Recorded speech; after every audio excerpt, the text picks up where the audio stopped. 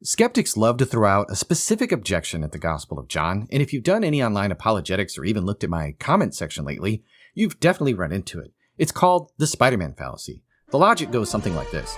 Spider-Man lives in New York City. New York City is a real place, but that doesn't mean that Peter Parker is a real guy with spidey sense.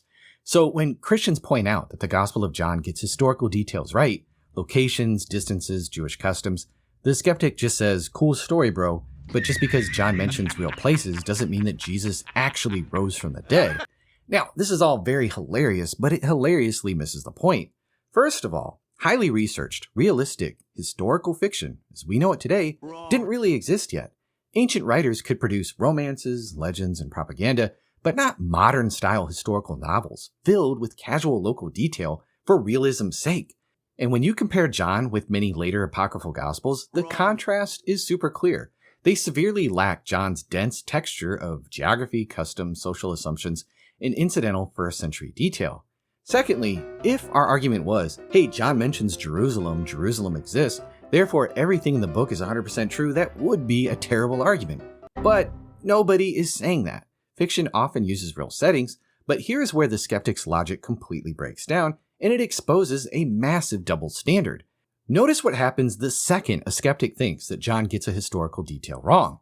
Take John 9:22. John mentions that people were terrified of being thrown out of the synagogue for calling Jesus the Messiah. They instantly pounce on this. They say, that's an anachronism. That didn't happen until decades later. John screwed up. Now I'll answer this in another video, but set aside whether their objection is even true for a second. Look at the rule they just invented.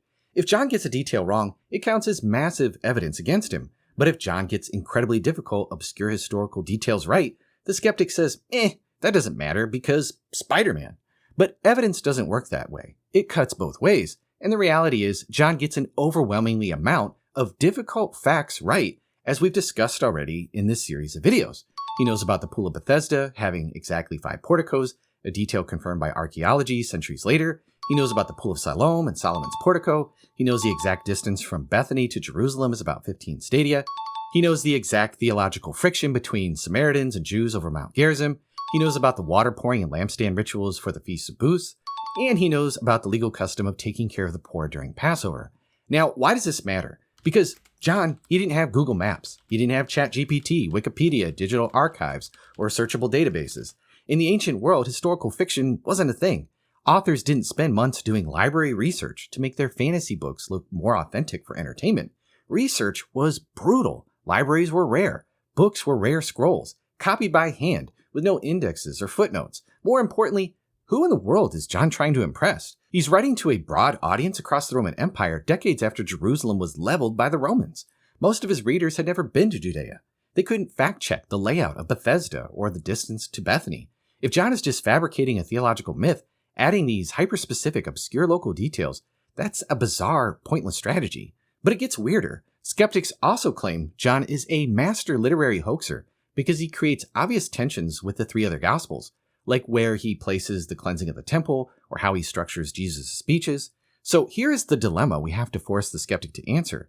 What kind of author is clever enough to flawlessly research obscure pre-destruction Judean geography, but careless enough to leave many apparent contradictions with the existing gospel traditions? It's almost universally accepted among scholars that John had access to Mark, and probably Luke, and possibly even Matthew. If John is just a brilliant con artist, he would have at least smoothed out at least some of these wrinkles. If he's just making things up freely, he shouldn't be getting intricate historical texture of first century Judaism perfectly right. That's why the Spider-Man objection misses the target completely. We aren't saying John mentions real places, therefore Jesus is God. We are saying that John displays a consistent pattern of casual, highly accurate, eyewitness-level memory that he doesn't parade about.